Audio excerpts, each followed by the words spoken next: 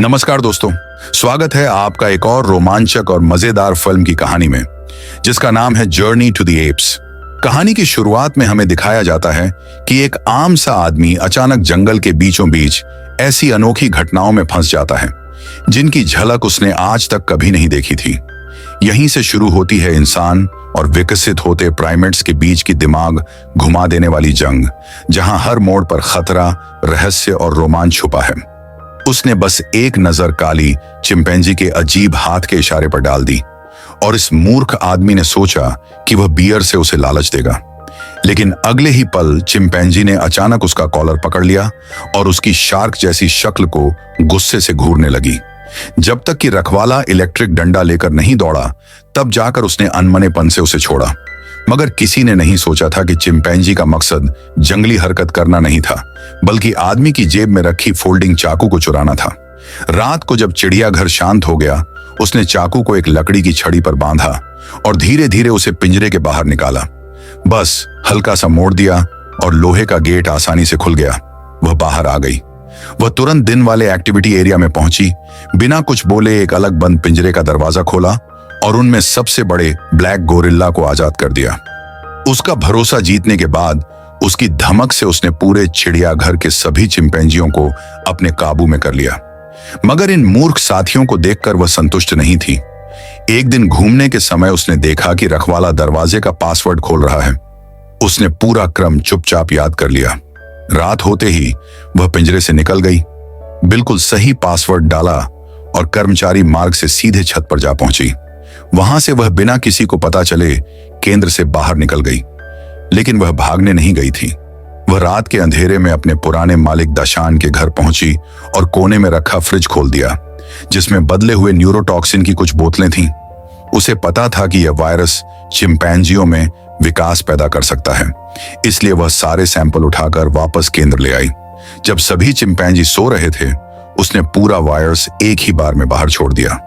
अगली सुबह रखवाला हमेशा की तरह जानवरों को रुखाई से उठा रहा था, लेकिन उसे नहीं पता था कि आज सभी चिंपैंजी असामान्य रूप से शांत थे और हर एक की पुतलियां हरी थीं। वह रास्ते पर बैठकर उनकी पुतलियां एक एक करके जांचती और हरी होने पर ही उन्हें बाहर भेजती। उसकी अपनी हरी पुतलियां पहले से भी ज्यादा चमकीली दिखाई दे रही थीं। मगर यह देखकर केंद्र का संचालक हैरान था। जो चिंपैंजी रोज शोर मचाते थे, वे आज बेहद अनुशासित होकर एक साथ जमा थे, लेकिन उसने इसे किसी बड़ी बात की तरह नहीं लिया। रात को सभी चिंपैंजी खुद ही वापस पिंजरों में लौट आए, पर जब रखवाला ताला लगा रहा था, उसने देखा कि सीजर अभी भी बाहर खड़ी है। उसने तुरंत दूसरे रखवाले को बंदूक लाने को कहा, ताकि कुछ गलत लगे तो गोली चलाए। जैसे ही वह सीजर को इलेक्ट्रिक डंडे से अंदर भगाने वाली थी, सीजर ने अचानक डंडा पकड़ लिया। अगले ही पल इतनी डरावनी घटना हुई कि दोनों रखवाले और पिंजरे में बंद चिंपैंजी सब हैरान रह गए। उसने बिना झिझक एक मुक्का मारकर रखवाले को गिरा दिया और उसे पिंजरे में बंद कर दिया। फिर उसने बाकी बंद चिंपैंजी भी छोड़ दिए। तभी दूसरा रखवाला गलती से गलत दरवाजा खोल बैठा और जब तक वह भागता, बहुत देर हो चुकी थी। चिंपैंजी उस पर टूट पड़े और उसे सीढ़ियों से नीचे घसीटकर बेरहमी से पीटने लगे। सीजर ने समय पर रोककर उसकी जान बचा ली, लेकिन फिर भी उसे पिंजरे में बंद कर दिया। ये सब कुछ जाग चुके हिंसक रखवाले ने देख लिया। वह इलेक्ट्रिक डंडा लेकर दौड़ा, लेकिन सीजर ने हाई प्रेशर पानी की बौछार से उसे पीछे फेंक दिया और वह बिजली से झटके से मर गया। सीजर को तुरंत समझ आ गया कि अगर इंसानों ने यह सब देख लिया तो सभी चिंपैंजी फिर से प्रयोगों में बदल दिए जाएंगे। इसलिए उसने सबको लेकर चिड़ियाघर की कांच की दीवार तोड़ी और शहर की ओर भागना शुरू कर दिया। उन्होंने पार्क दर पार्क जाकर कैद चिंपैंजियों को छुड़ाया और लोहे की मोटी छड़ें उठाकर सीजर की सेना में शामिल हो गए। इतनी हलचल से पुलिस सक्रिय हो गई और पकड़ने आ पहुंची। लेकिन अब चिंपैंजियों में बुद्धि और साहस दोनों बढ़ चुके थे। वे ऊंची इमारतों पर चढ़कर पुलिस को चकमा देने लगे। एक घायल चिंपैंजी पीछे रह गया और उसे पकड़ लिया गया। जब आदमी उसे गाड़ी में डालकर ले जाने लगा, तब सीजर अपनी सेना के साथ छत पर खड़ा था। उसने एक लोहे की छड़ उठाई और जोर से कार पर फेंक दी, जिससे कार का इंजन फट गया। पीछे से एक चिंपैंजी ने दरवाजा तोड़कर घायल साथी को छुड़ा लिया। सीजर जानता था कि लड़ाई का यह समय नहीं, इसलिए वह सबको लेकर एक ट्रॉली में चढ़ा और गोल्डन गेट ब्रिज के पास जंगलों की ओर निकल पड़ा। रास्ते में पुलिस ने रास्ता रोक दिया। पीछे घुड़सवार पुलिस भी थी। सीजर ने तुरंत 3 दिशाओं में बांटने का आदेश दिया।